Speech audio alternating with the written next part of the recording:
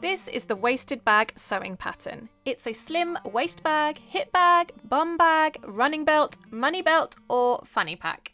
This kind of bag has so many names, but one thing's for sure, it's a really useful bag that's perfect for travel or life on the go.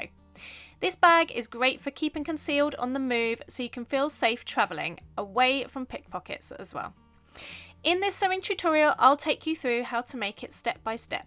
But before I do, I wanted to show you some of the features and the things I'm going to help you with on this video. Inside this bag, we have 3 card slots and a separate small zipper compartment as well. This way you can keep your money and items organised even though this is a smaller bag. Part of this video also talks about rucksack buckles and strap keepers, as they have a little knack to them, so to speak, which is rarely talked about. Even though this is a quick bag to make, it's worth noting that these inside parts are what take the most time with sewing this bag, and we can make it even quicker by leaving these out. That means you can sew this up super quick for markets, fairs, and of course last minute gifts. You can find the details on what to leave off in the description below, and I've marked on the video where you will stop and start if leaving out the inside pockets. In the description, you can also find a link to this pattern. It comes with SVGs, projector file, and of course the regular A4 and letter formatted templates and instructions. This pattern was also originally exclusive to the 77 Club, so if you like my patterns, you might want to take a look at that too. This is a confident beginner sewing pattern and it looks great in all kinds of fabrics, but I do recommend that you use quilting cotton depending on the capabilities of your personal machine. I am using a semi-industrial to make this one. You can find details of that particular machine in the description. I am using waterproof canvas and quilting cotton in this tutorial, but as you can see, I have also used faux leather to great effect. So I would love to know what you think of this bag. Leave a comment below if you have any questions, comments or queries as you watch, and don't forget to share your makes in the Facebook group. Okay, so to get started, you're going to download all your pieces. You're going to find a link to the pattern in the description below. You're going to print out all your pieces and cut them out of the paper. Now, there's a couple of things to think about when you're choosing your fabrics and deciding how to do your layout. The first thing being is that this is a little bit more inclined towards a non-directional print. So you can see that my print doesn't really have a direction. Yes, it's got left to right, and you could say it's got up and down, but if the lines are upside down, it's not an issue. And the reason for that is that this back piece is going to bend around to create the top of the front. So if you haven't got the repeat showing at the top, then you're going to be okay. But you need to think about that when you're choosing your fabrics. Okay, so with that being said, you're going to cut out all your pieces and you're going to interface them as shown in the instructions, and it's got it all on the pattern pieces themselves too. So to do that, we're going to flip our pattern piece over so that it is one long piece rather than cutting it into 2. Same on this back piece. Now you're going to need to think about your stabilizer and your interfacing. I am using quilting cotton in this example, in this tutorial. So I have interfaced it with a woven interfacing on the back, and then I have used a fusible fleece as my stabilizer. You could use foam as well, or instead of, I should say. Now, when you're thinking about what fabrics to use, I recommend, if you are more of a beginner, that you choose a thinner fabric for your outer and your lining, such as quilting cotton, etc. You could use waterproof canvas. That will mean that you don't have to do any interfacing, and you won't really need to do any stabilizer if you use faux leather for the outer. That being said, you are going to have some bulky areas for your faux leather, so think about that when you're choosing your fabrics. If you're more of a beginner, then like I say, go towards the quilting cottons. When it comes to cutting out your stabilizer, you can do like I have done here, although don't do quite what I've done in this top corner, but I just cut out one piece and then I fold back along the dotted lines so that I can then cut out my stabilizer so that it fits along those dotted lines, because you want to have it without the seam allowance. Obviously here I've nipped it a little bit too close, so don't recommend that. That could be, if you find that you're doing that, a reason why you print it out twice and then cut one as your stabilizer pattern piece. And that is so that when you adhere it to the back, you're going to have your stabilizer cut out of the seam allowance. because that creates less bulk and is easier for sewing. I am using waterproof canvas for my lining. I have got this from Little Stitcher Sews. I will pop a link to that in the description as well. So that's about your outer pieces. When it comes to your lining, you've got a little bit more to think about because we do have a lot of pieces. Now, you can make this bag without all the inside pieces, in which case, if you're going to do that, you're going to simply cut, and this is going to cut down on your time immensely. You're going to simply cut one outer piece for your pattern piece 1, and also you're going to cut a lining for your pattern piece 1. Same with your front pattern piece 2, you've got 2 of those, a lining and an outer, so you just stick with that. But if you're going to skip out all the inside pockets, you're just going to cut a duplicate for your lining in pattern piece 1. So I just thought I'd explain some of these lining pieces because it could be a little bit confusing. We've got our zipper ends. I'm just going to put that to one side because that's fairly straightforward when we get to it. You've got your zipper pocket, which is the back of your zipper. Then you've got your left filler, which is actually the front of your zipper pocket and the front inside of your zipper pocket. You've got your middle filler, which goes like this. Don't be fooled by the writing. On all the pattern pieces, they have a top marked. So that goes like that. Then we have our card slots, which is this piece. Oh, we have our top of the zipper there as well.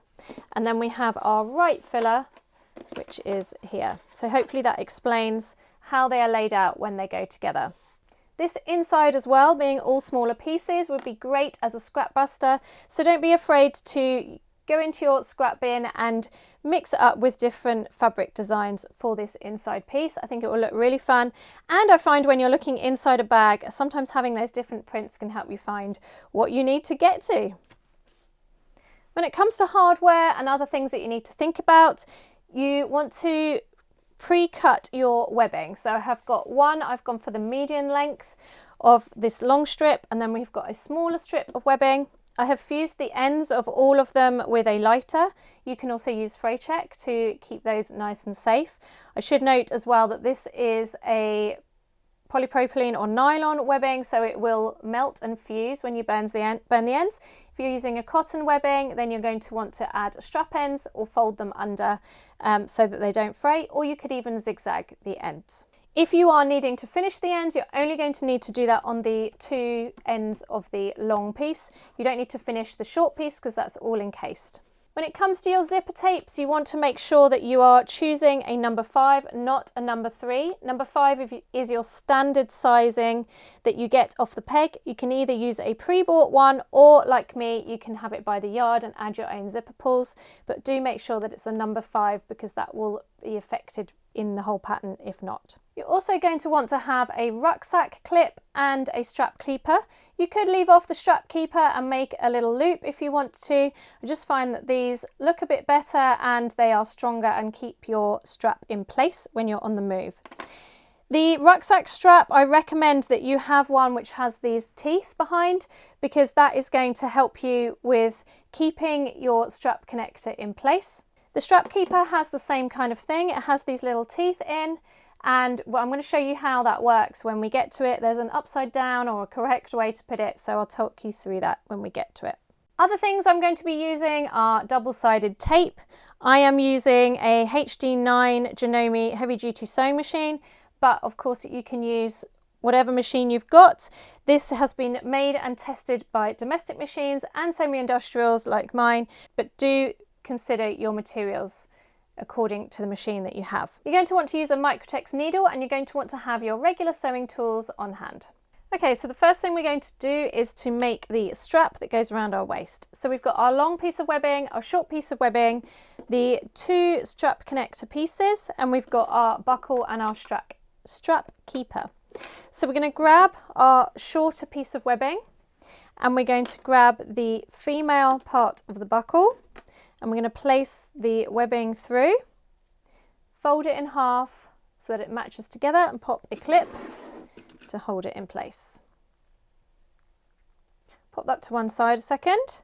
Then we're going to grab our long piece of webbing, and we're going to grab our male buckle part. Now, it's worth noting that there is a top and a bottom to this. You'll see that there are grooves along one side usually, Almost all buckles have that, and that is going to stop your buckle from sliding back on itself. So if you place your buckle with the webbing through like this,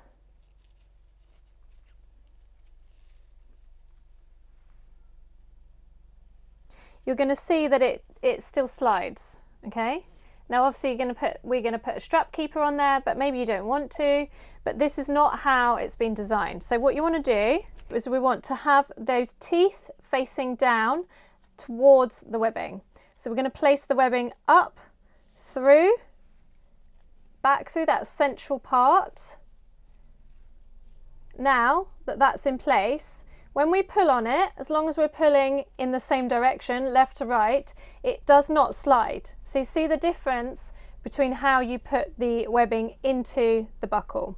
Hopefully that makes sense. Now we're also going to have our strap keeper on there, and that has the same kind of rule. So you want to think about how you're putting it in. So the teeth need to go on the bottom. This one has a kind of obvious back and front, so that helps. So we're going to make sure we have that going through.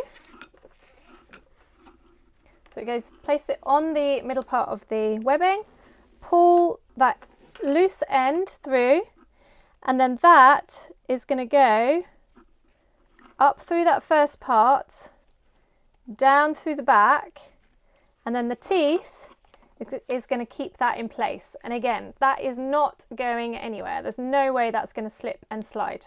So if you've never used buckles or strap keepers before, hopefully that helps.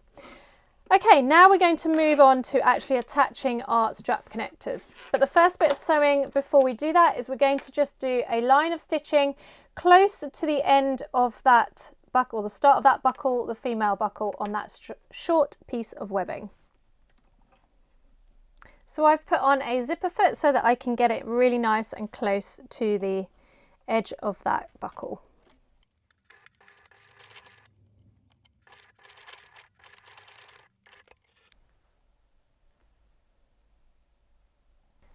Okay, so with that stitched, we're now going to attach our strap connectors. We're going to start with the female side of the buckle,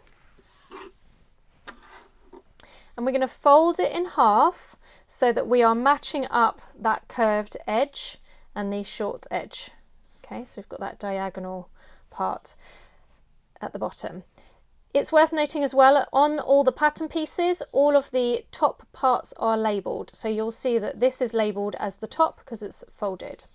We're then going to get our buckle, we're going to place it inside so that there is 2 centimetres overhanging of that webbing.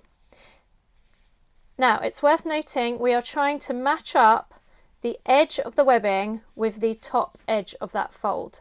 That can be a little bit tricky because we have got that buckle in place. That's why this piece of webbing is a little bit longer than you might have thought it might be. So I'm going to grab some clips and pop it in place. The main part of that to think about is when we're stitching this short edge here. So we're going to stitch along here, and then we're going to pivot and stitch along the bottom, and we are using a 1 centimetre or 3/8 of an inch seam allowance.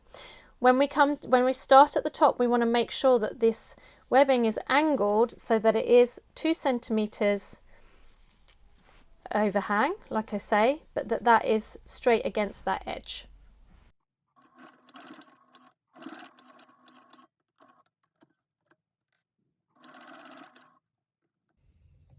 When it comes to the bottom of this diagonal line, you may find that the buckle's in the way a little bit.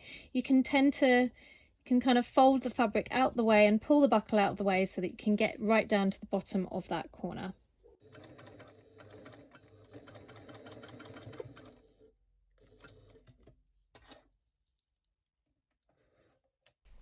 Okay, so with that stitched, I'm then going to cut back on the diagonal on the corners. So we're going to cut off those diagonal triangles. I'm going to cut down the seam allowance to 1/2 centimetre. And I'm going to do the same on that bottom diagonal. Then I'm going to push the whole thing the right way out.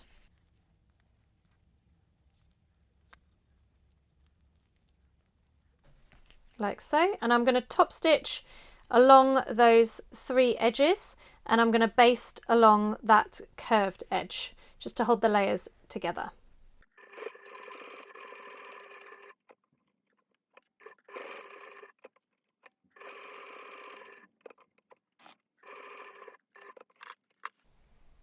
So then I'm going to repeat that with the loose end on the other piece of webbing.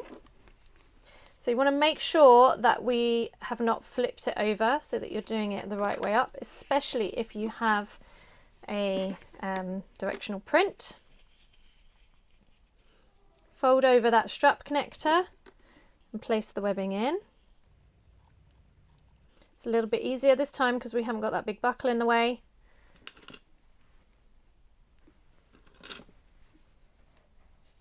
We're going to stitch along that short edge and along that bottom edge, just like we did before.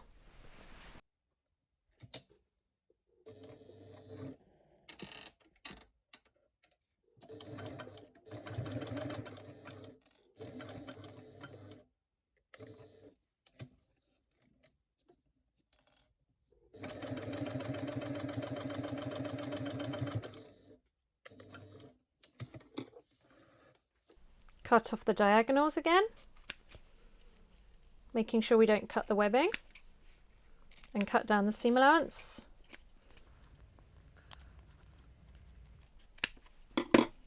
And pull the whole thing the right way through.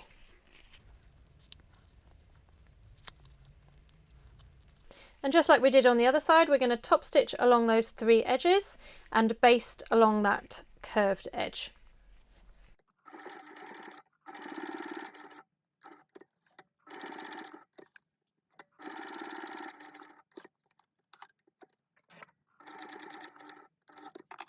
So with our webbing attached, we're then going to move on to making the lining of the bag. And we're going to start off with the card slots, which is pattern piece 6. So with this pattern piece, we're going to see that there are these greyed out areas. So if we fold it with the paper pattern first, you get an idea of what we're going to be wanting the fabric to do. So we're going to fold it, if we have the top facing us, we're going to fold it along that, see where it says fold line? We're going to fold it along that line. So then it goes like that, and then we're going to fold it along the next line, fold it towards us on the following line. Now you don't have to fold the paper, of course, you can just go straight in and fold the fabric after marking the lines on, but I do find it a little bit easier to have it folded on the paper pattern first.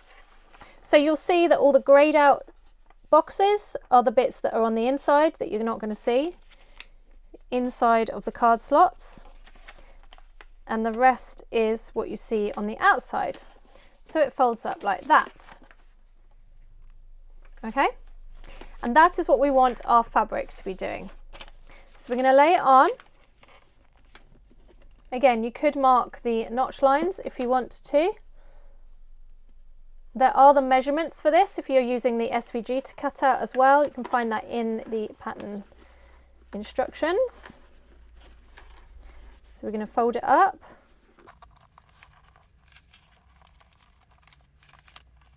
If you're using quilting cotton, this is going to be a lot easier because you're going to be able to actually press it in place, and I recommend you do that if you're using quilting cotton. So you're bending the fabric with the paper as you go. Now, if you haven't printed out the pattern piece, like I say, if you're using SVG or you're using a projector file, then you're going to want to follow those measurements, and you're still going to be concertinaing it in exactly the same way, going backwards and forwards with each notch line.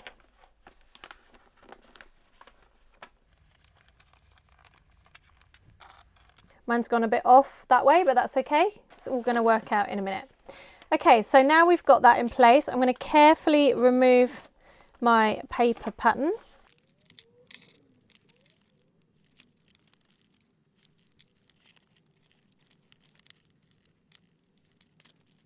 Double check that the folds are still as the paper pattern, and they're all matching up. So that is great. Pop some clips in the other side.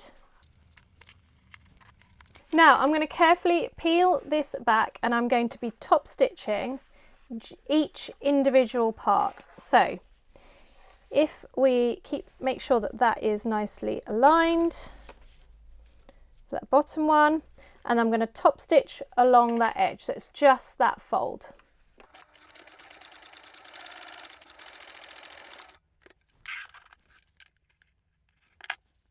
Going to repeat that with the other two folds. And one way to help keep it even is if you match up your edges, so that keep the edges straight at all times, and then just go with that fold that you made earlier. If you've marked the notch lines on, you're going to see that as well for where your fold should be.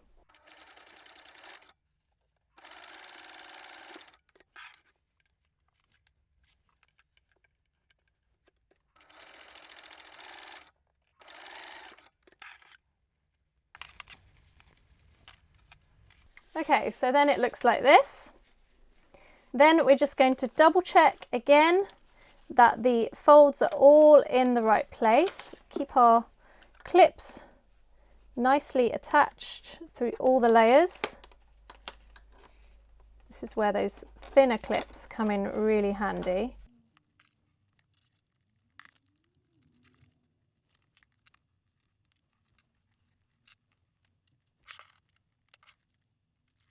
Okay, so that's nicely lined up.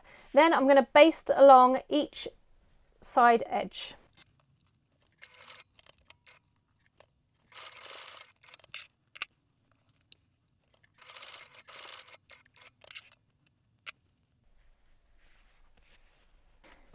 Okay, I'm going to pop that to one side, and then we're going to work on the inside zipper pocket. A quick reminder to make sure that your pull is attached and you have fused your ends. Feel free to baste them if you want to as well. I'm going to grab my zipper end, and I'm going to place it on the left hand side. Now this depends on which way you want your zipper to be opening. You're going to be placing it on the way that you want it to kind of go closed and to open from, if that makes sense. So I'm going to place it on the left hand side. I'm going to make sure my teeth are fed in together. And I'm going to place the short edge on the short edge of the zipper, and I'm going to stitch that with a 1/8 of an inch seam allowance or a couple of millimeters from the edge.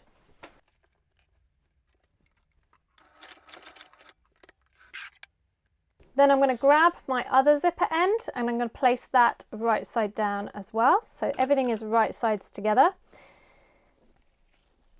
sandwiching the zipper in between.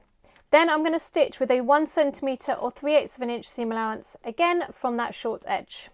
This time I'm not basting, I'm stitching with a 3 stitch length. Then we're going to unfold those zipper ends, place them so that they are wrong side together, pop a clip in the end, and then I'm going to top stitch along that short edge a couple of millimeters, or around about 1/8 from the edge, 1/8 of an inch from the edge. And my top stitch, like I did before, is a 4 stitch length. Now to make up this side, we're going to need our zipper pocket 10. We're going to need our 2 left fillers, pattern piece 4, and we're going to need our top of zipper, pattern piece 3. So we're going to pop those two out the way, and we're going to keep our left filler. And we've got one reversed and one the right way. So that's our right way and that's our reverse. They're currently wrong sides together. I'm going to grab the one that is the right way, it's the same as the pattern piece, and we're going to place that so that it is right sides down with the top of pattern piece 4 along the bottom of the zipper edge, right sides together. I'm going to use some of my trusty double-sided tape to hold that in place.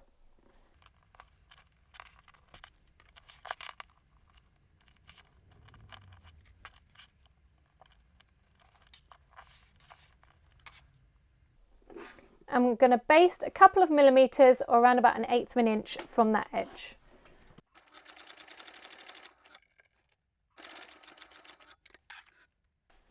Then I'm going to turn it over. I'm going to grab the other left filler, pattern piece 4, and I'm going to place that right sides down onto the back of the zipper, and I'm going to again use my double-sided tape to hold that in place. Always use sewing double-sided tape, not regular double-sided tape, because this has been formulated to be used with your machine. I get mine here in the UK from Me Made Makes. I will pop a link to that shop in the description as well. Okay, now I'm going to stitch that with a 1/4 inch or around about 7mm seam allowance. And this is a regular stitch, not a basting stitch.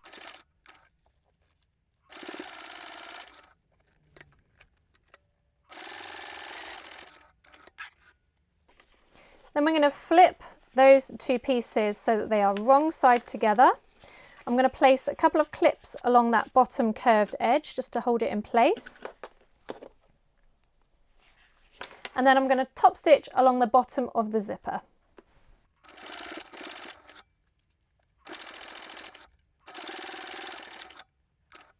We're going to baste along that right straight edge and around that bottom curve to keep those pieces together.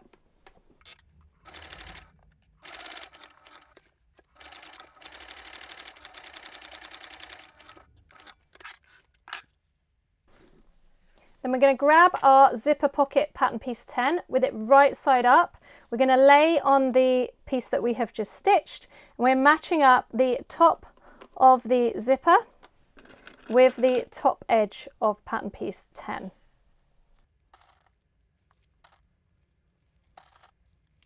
We're going to baste all the way around the outside, and we're basting about 1/8 inch or a couple of millimeters from the edge.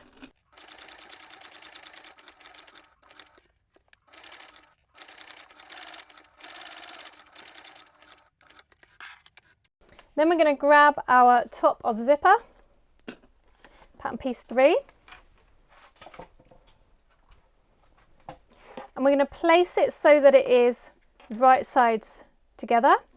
Bear in mind which way up it is if you have got an unprinted fabric like mine. It's just one colour, that's important to note. I am going to use my double-sided tape to hold that in place.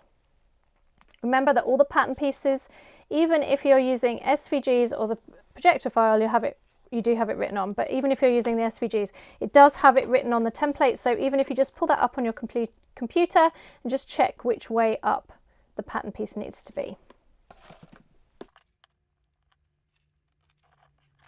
Okay, so then we're going to stitch along there with a 1/4 inch or a 7mm seam allowance.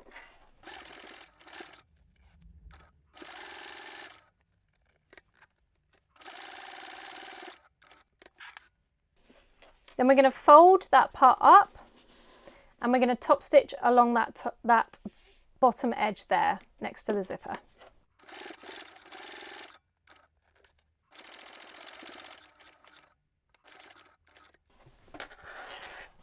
So then we're going to grab our middle filler, which is pattern piece 5, and we're going to lay that right sides down to the right side of the zipper pocket that we just stitched.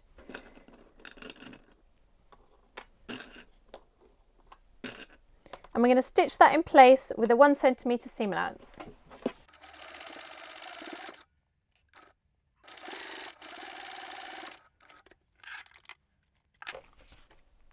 Then, just like before, we're going to fold it so that it is right side out, and we're going to top stitch from that edge about 1/8 of an inch or a couple of millimeters.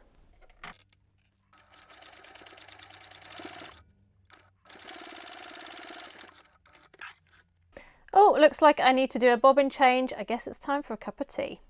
So with our middle filler done, we're then going to grab our card slots, which we made before, and we're going to place those against the left edge, again right sides together, clip, stitch, flip it over, and then we're going to top stitch just like before.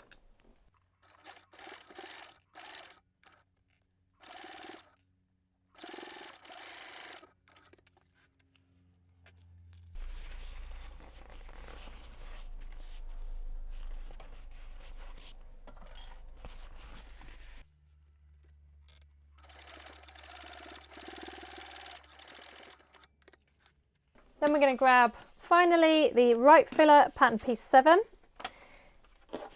right sides together, clip, stitch, flip and top stitch.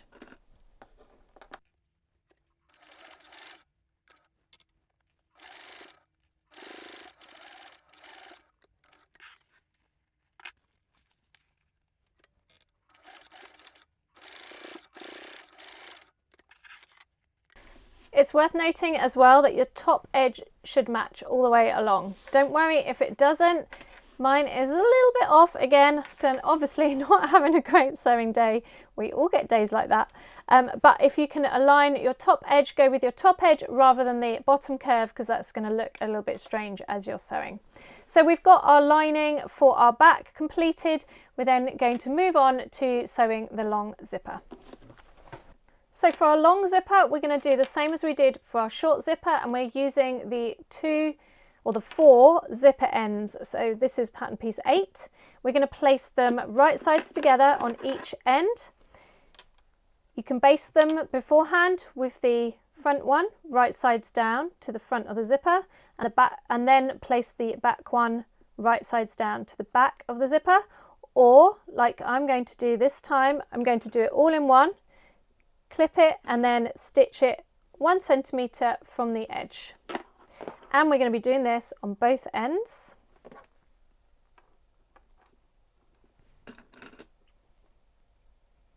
So we're encasing the zipper with the zipper ends all right sides together.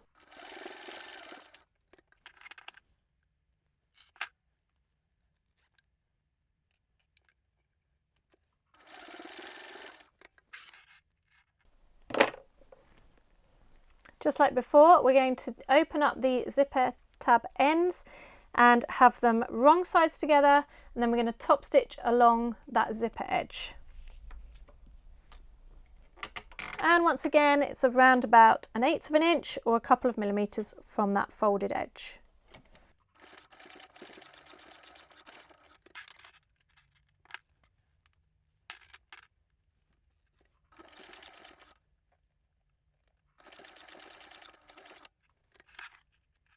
Then we're going to grab pattern piece 2, which is our front outer.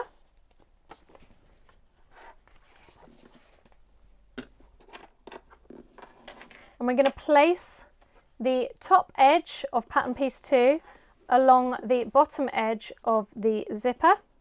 And we're going to make sure it's centralized. And we're going to use our trusty double-sided tape.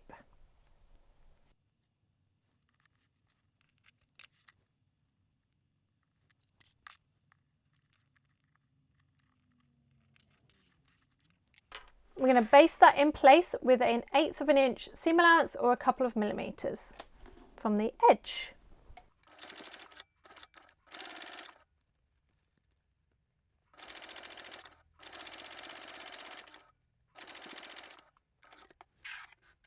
Then we're going to grab our lining and we're going to place that right sides down. Again, I'm going to pop my double-sided tape on the edge.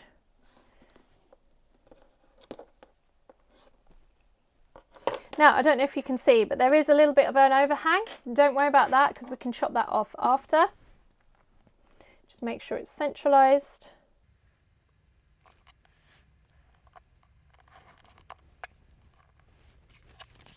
Right sides down with the lining, matching it up with that bottom curve of the outer, and we're matching up that straight edge, following it as straight as can be because that's going to get you a better finish on your zipper. Then we're going to stitch it with 1/4 of an inch seam allowance or about 7 millimeters.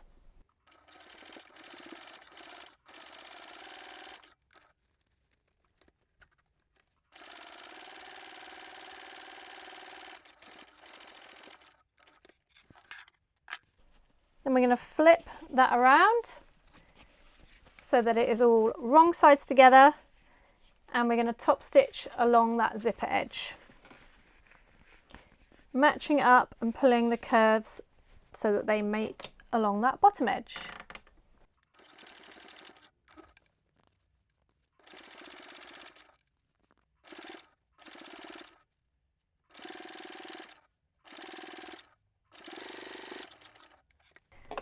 Okay, now we're going to grab our back pattern piece 1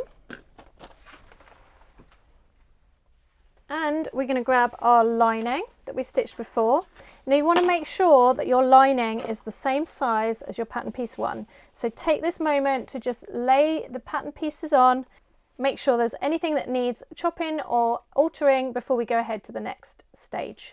So with that trimmed, we're going to attach those 2 pieces to the top of the zipper in the same way that we did the bottom. So I'm going to lay on my double-sided tape.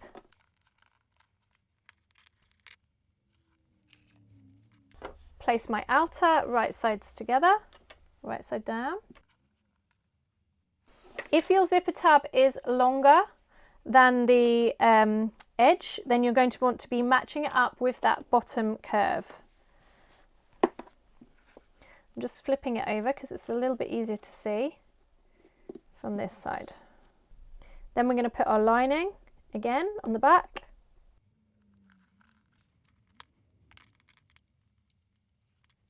It's upside down at this stage, so this is the top. So this is the top of the lining, and we're matching up the straight edges. Now you can baste that outer one on first and then stitch on the lining, but I just wanted to show you as well, we've done basting all the way along. I wanted to show you that you can just do it all in one step with the double-sided tape. Now I'm going to stitch with a 1/4 inch seam allowance, or around about 7mm from that edge.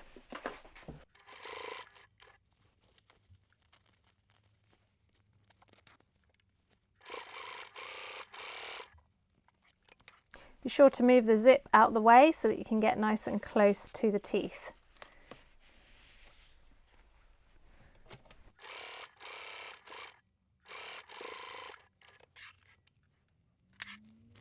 Flip it so that it's wrong sides together and top stitch again along the other side of the zip. Just be careful because you've got that little zipper underneath. I'm going to open it up and try and tuck in that zipper pull a little bit so it's more out of the way, so we don't try and stitch through it.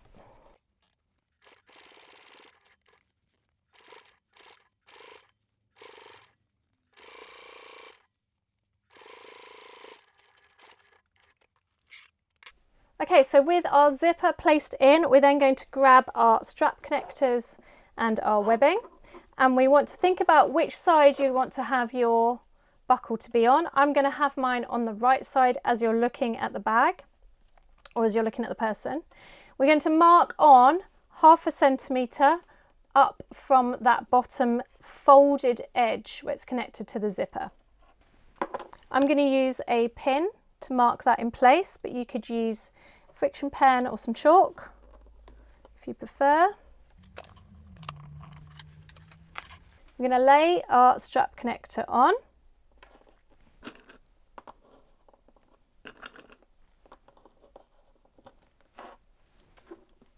Same on the other side, and make sure that it is, with your buckle, is right side facing down.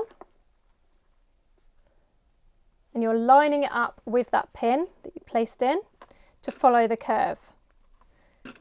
Your zipper ends may kind of trick you a bit with the way that the curve goes, so follow the underneath or the curve of the pattern piece 1 and pattern piece 2. Okay, I'm going to open up my zipper, my long zipper, and I'm going to fold down that back pattern piece 1.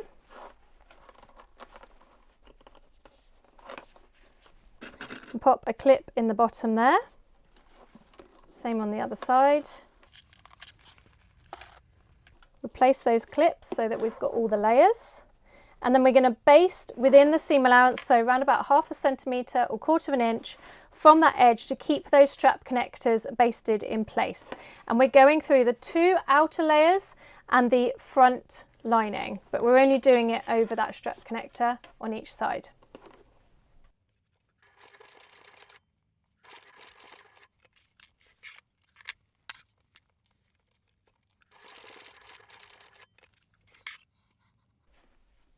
Okay, now we're going to sew the bag together. So we have got the lining front facing up, right side up, and we have got the two outer parts right sides together from before where we put in our strap connectors, and we want to fold down the back lining so that it is right sides together with the front lining, and we're matching up those bottom curves all the way. But the only thing is we need to make sure our webbing is nicely inside. So tuck that all in, fold that round. We're matching up those bottom curves. I'm going to flip it around so that I can get to it a little bit easier. I'm going to put lots of clips in to hold those 4 layers together.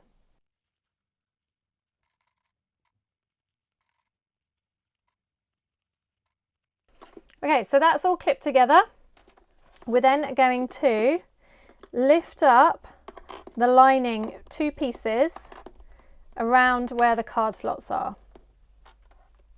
So we're going to unclip, clip the linings together around that area and clip the outer together around that area. Now I'm going to take it over to the machine and I'm going to stitch either side of the card slots. So I'm going to start at this green clip and I'm going to go right the way round to that red clip, and I'm stitching the outer layers only. The lining is pulled out of the way and I'm using a 1 centimetre seam allowance.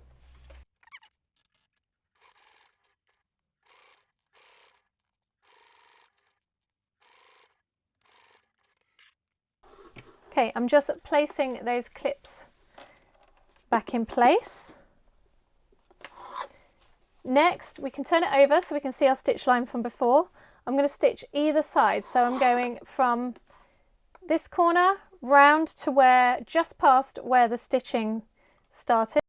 And so we are nearly there. We have our birthing hole here, which we left in the lining. But before we turn it out, I'm just going to clip those corners, that bottom corner, to make it easier to turn, to get a nice round corner when it's turned through.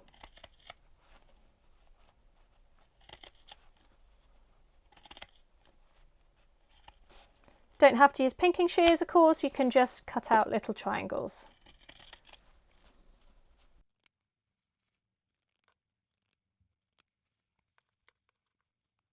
And so we're going to reach through and birth the bag.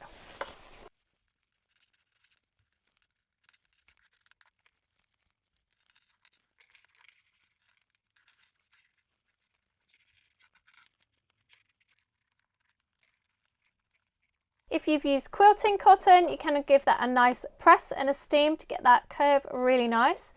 And then all you have to do is reach through, pull out the lining, and we're going to close that hole in the lining. Now you can either do this by machine, but I highly recommend that you do this by hand using a ladder stitch. If you don't know how to do a ladder stitch, I have linked to a video on the screen so you can check out how to do that there. So there we go, that is the waisted bag. I really hope you've loved this tutorial. Do let me know what you think in the comments box below, and let me know if you have any fabrics in mind for making this bag. Coming up on the screen right now is another tutorial that I think you're going to love. I'll see you on the next video.